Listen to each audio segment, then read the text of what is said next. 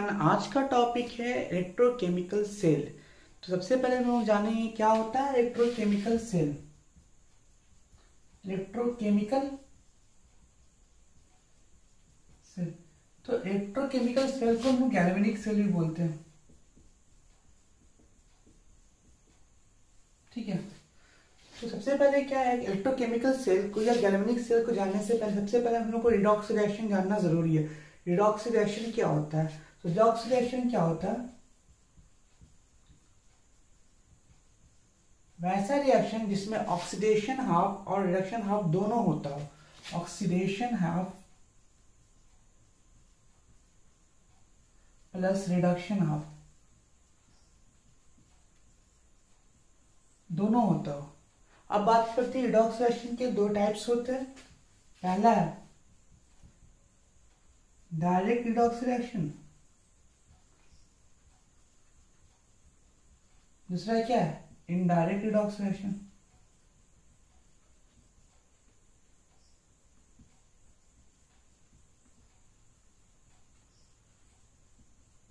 अब direct redox reaction का मतलब क्या होता है कि जो एक कंटेनर है इसमें ऑक्सीडेशन भी होता है, oxidation plus reduction.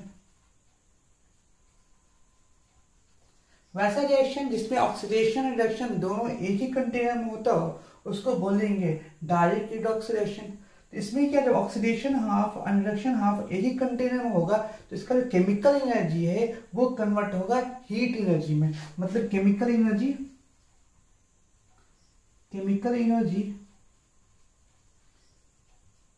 Converted into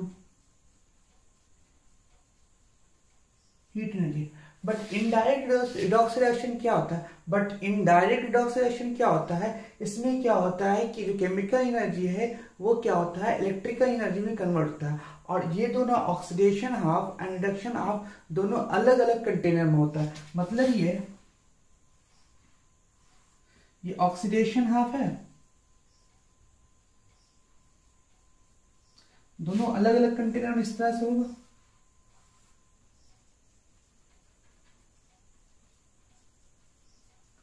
दोनों अलग अलग, तो ये जब अलग अलग कंटेनर में होता है तो इसका जो केमिकल एनर्जी है वो कन्वर्ट होता है इलेक्ट्रिकल एनर्जी में। और कैसे ऑक्सीडेशन हाफ और रिडक्शन हाफ अलग अलग कंटेनर में है इसके बारे में सारा जो अरेंजमेंट है वो बताएगा इलेक्ट्रोकेमिकल सेल। कैसे ये कन्वर्ट करता है, कैसे कन्वर्ट होता है chemical energy into electrical energy, देखते हैं। सबसे पहले क्या करेंगे,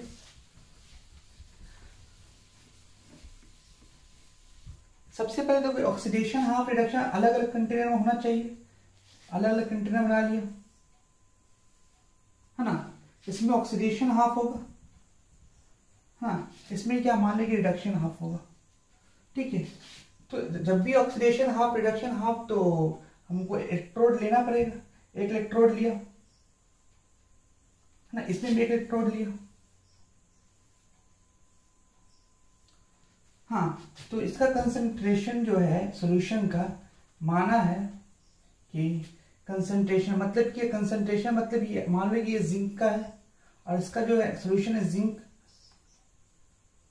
सल्फेट का सॉल्यूशन। ठीक है, हाँ जिंक सल्फेट। माना ये कॉपर है, ये सॉल्यूशन किसका होगा कॉपर सल्फेट का,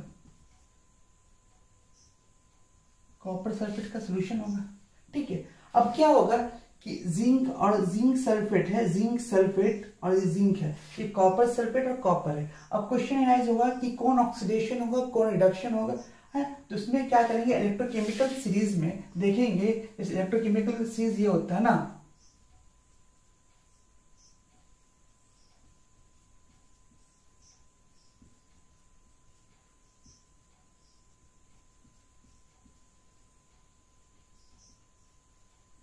देखिए इलेक्ट्रोकेमिकल सीरीज में देखो कि यहाँ पे जिंक ऊपर है और क्या कॉपर नीचे है। इसका मतलब ये इलेक्ट्रोकेमिकल सीरीज में जो ऊपर होता है वो उसका ऑक्सीडेशन आसान होता है। इसका मतलब ये हुआ जिंक जो है इसका ऑक्सीडेशन होगा। मतलब यहाँ पे क्या होगा ऑक्सीडेशन होगा, यहाँ पे क्या होगा रिडक्शन होगा। क्लियर। तो ऑक्सीडेशन से पहले हम वेट मेजरमेंट कर लिए जिंक, जिंक जो इलेक्ट्रोड है उसका वेट मेजर क्या मान लिया 10 ग्राम है। उसी तरह से कॉपर रड है, कॉपर इलेक्ट्रोड है, कॉपर इलेक्ट्रोड का मैंने क्या किया वेट मेजरमेंट कर लिया 10 ग्राम। जबकि जिंक सल्फेट का सॉल्यूशन है इसका कंसंट्रेशन मान लिया जिंक डबल प्लस का कंसंट्रेशन मान लिया 0.1। ऑक्सीडेशन से पहले की बात है और रिडक्शन से पहले मान लिया कि कॉपर का डबल प्लस उसका कंसंट्रेशन 0.2 है। अब क्या हो रहा है कि ये ना इतना पहले रिएक्शन से पहले है, अब क्या हो रहा है इसको हम कनेक्ट कर देते हैं एक वायर के साथ। इसको जैसे हम एक वायर से कनेक्ट करेंगे तो होता क्या है कि इसको एक फ्लो दिखता है, यहाँ पे एक वोल्टेज दिखेगा इलेक्ट्रॉन इधर फ्लो करने का, इलेक्ट्रॉन इधर फ्लो कर रहा है। जब इलेक्ट्रॉन इधर फ्लो कर रहा है इसका मतलब ये मतलब क्या होगा, ऑक्सीडेशन का मतलब कि Zn क्या कर रहा है अपने इलेक्ट्रॉन को लूज करके Zn डबल प्लस और 2 इलेक्ट्रॉन माइनस में आएगा। मतलब कि ये क्या करेगा जिंक अपना इलेक्ट्रॉन लूज करेगा और इसका मतलब जैसे जिंक इलेक्ट्रॉन लूज करेगा तो इलेक्ट्रॉन ऊपर की तरफ मूव करेगा और Zn का जो कंसंट्रेट आयन है वो नीचे की तरफ सोल्यूशन में आएगा। तो इससे क्या होगा, देखो यहाँ पे क्या है, जिंक का जैसे जैसे आयन में कन्वर्ट होगा जिंक का जो वेट है, जिंक का वेट है पहले से ये घट जाएगा। क्या हो जाएगा, जिंक का वेट आफ्टर ऑक्सीडेशन है ना, जिंक का वेट क्या हो जाएगा 8 ग्राम। जिंक का वेट कितना हो गया 8 ग्राम। सिमिलरली यहाँ पे क्या होगा, इलेक्ट्रॉन यहाँ मूव किया, जैसे यहाँ पे इलेक्ट्रॉन मूव करेगा इसके पास कॉपर भी है और कॉपर सल्फेट, इसका मतलब कॉपर का आयन भी है प्लस और SO4 का भी आयन डबल माइनस नहीं, तो यहाँ पे कॉपर का भी आयन है और क्या है कॉपर डबल प्लस का भी आयन है, SO4 डबल माइनस का भी आयन है। जैसे यहाँ इलेक्ट्रॉन मूव कर रहा है नीचे की तरफ, जैसे इलेक्ट्रॉन मूव करे तो इसका आयन क्या करे इस इलेक्ट्रॉन के पास जाएगा, इलेक्ट्रॉन जो है इस कॉपर के पास जाएगा, कॉपर क्या होगा इस इलेक्ट्रॉन पर डिपॉजिट हो जाएगा, इस क्या होगा कॉपर इस पे डिपॉजिट होगा।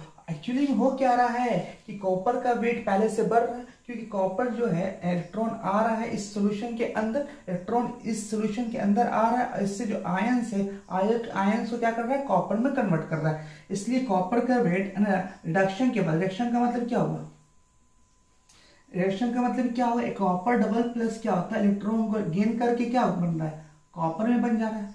इसका मतलब कि कॉपर का जो वेट है पहले से क्या होगा 12 ग्राम हो गया, क्योंकि कॉपर यहाँ से क्या होगा इलेक्ट्रॉन यहाँ से कॉपर का ले रहा है, क्योंकि आयन के पास इलेक्ट्रॉन आया, आयंस क्या होगा फिर कॉपर में कन्वर्ट होगा, इलेक्ट्रॉन लेकर देखो इलेक्ट्रॉन लेकर कॉपर में कन्वर्ट होगा, इससे क्या होगा कॉपर का वेट क्या होगा बढ़ रहा है, इसमें क्या होगा कॉपर का वेट बढ़ रहा है, इसका कॉपर का वेट बढ़ गया। अब क्या होगा, अब देखो क्या आयन यहाँ से गैप हुआ है ना, इसका मतलब ये हुआ कि इस सॉल्यूशन के जो आयन है वो आयंस कम हुए, मतलब ये कंसंट्रेशन जो कॉपर डबल प्लस का है पहले 0.2 था अब क्या 0.1 हो गया। इतनी बात समझ में आ गई, इतना तो बात समझ में आ गई। अब तो इसमें परेशानी क्या आ रही है, जैसे एक इलेक्ट्रॉन यहाँ से ऊपर की तरफ गया होगा, जैसे एक इलेक्ट्रॉन यहाँ से ऊपर की तरफ गया होगा तो Zn प्लस बन गया होगा, तो दूसरा इलेक्ट्रॉन क्यों ऊपर जाएगा, क्योंकि प्लस यहाँ पे है तो इलेक्ट्रॉन इधर आना चाहिए, क्योंकि ऑलरेडी देख रहे हैं कि इलेक्ट्रॉन जाने के पास आयन पॉजिटिव चार्ज इसके पास है, तो फिर दूसरा इलेक्ट्रॉन क्यों जाएगा इसके पास। एक यहाँ परेशानी क्रिएट हो रहा है, दूसरा परेशानी ये क्रिएट हो रहा है कि इलेक्ट्रॉन अगर यहाँ आ रहा है ना, अगर इलेक्ट्रॉन यहाँ पे आ रहा है तो इसका मतलब ये कि एक कॉपर को लेके चला जाएगा कॉपर पे, फिर क्या होगा एक सल्फेट आयन जो है वो एक्स्ट्रा है, दूसरा इलेक्ट्रॉन यहाँ पे आने की कोशिश करेगा, वैसे सल्फेट आयन जो एक्स्ट्रा है वो कोशिश करेगा इसको रिमूव कर दे, नहीं आने देगा। इसका मतलब ये कि यहाँ पे एक परेशानी आ रहा है एक्स्ट्रा, यहाँ पे एक आयन से सल्फेट का, यहाँ पे एक आयन से जिंक का जो कि एक्स्ट्रा है, हमको क्या करना है इसको न्यूट्रल करना है। तो इसको न्यूट्रल करने के लिए क्या करना होगा, यहाँ पे एक साल्ट ब्रिज लगाना होगा, यहाँ पे क्या करना होगा एक साल्ट ब्रिज लगाना होगा। साल्ट ब्रिज का काम क्या है कि ये क्या करे इस सोल्यूशन की जो सोल्यूशन है, इस सोल्यूशन के जो एक्स्ट्रा आयंस है उसको न्यूट्रल करेगा। यहाँ पे लगा रहता है सेमी परमेबल मेम्ब्रेन, SPM लगा होता है, यहाँ पे भी क्या होता है सेमी परमेबल मेम्ब्रेन होता है SPM, है ना, और इसमें KCl रहता है। एक्चुअली में यहाँ पे क्या है, जैसे यहाँ से क्या हुआ कि आयन यहाँ पे एक्स्ट्रा आया, तो आयन यहाँ पे एक्स्ट्रा आया, इसका मतलब ये हुआ पॉजिटिव चार्ज यहाँ पे एक्स्ट्रा आया ना, पॉजिटिव चार्ज यहाँ पे एक्स्ट्रा है, इस पॉजिटिव चार्ज को बैलेंस करने के लिए क्लोरीन का जो माइनस चार्ज है इसकी तरफ यहाँ पे आ जाएगा। और क्या होगा, जैसे यहाँ पे सल्फेट आयन एक्स्ट्रा होगा जो K+ है, यहाँ पे कंबाइंड होकर क्या पूरे सोल्यूशन को क्या कर न्यूट्रल करता है। जब पूरा सोल्यूशन क्या होगा न्यूट्रल हो जाएगा तो इसी तरह से ये फ्लो होता रहेगा। ये इलेक्ट्रॉन यहाँ से फ्लो करेगा, ऐसे जाएगा, फिर यहाँ पे चीज न्यूट्रल कर देगा सॉल्ट ब्रिज, फिर यहाँ से इलेक्ट्रॉन मूव करेगा। एज रिजल्ट क्या होगा, धीरे धीरे वेट जो होगा, धीरे धीरे वेट होगा जिंक का कम होता जाएगा, धीरे धीरे जिंक का वेट क्या होगा कम होता जाएगा और कॉपर का वेट बढ़ता जाएगा। एक रिजल्ट दिखा। दूसरा रिजल्ट क्या होगा कि यहाँ पे जो जिंक का जो है धीरे धीरे आयंस यहाँ पे बढ़ रहे हैं, इसलिए इसका कंसंट्रेशन क्या होगा 0.1 से 0.2 हो जाएगा और यहाँ पे इसका कंसंट्रेशन 0.2 से 0.1 हो जाएगा। इसके बाद नेक्स्ट पार्ट में और डिस्कशन करेंगे इसी के बारे में, सॉल्ट ब्रिज क्या होता है इसके बारे में।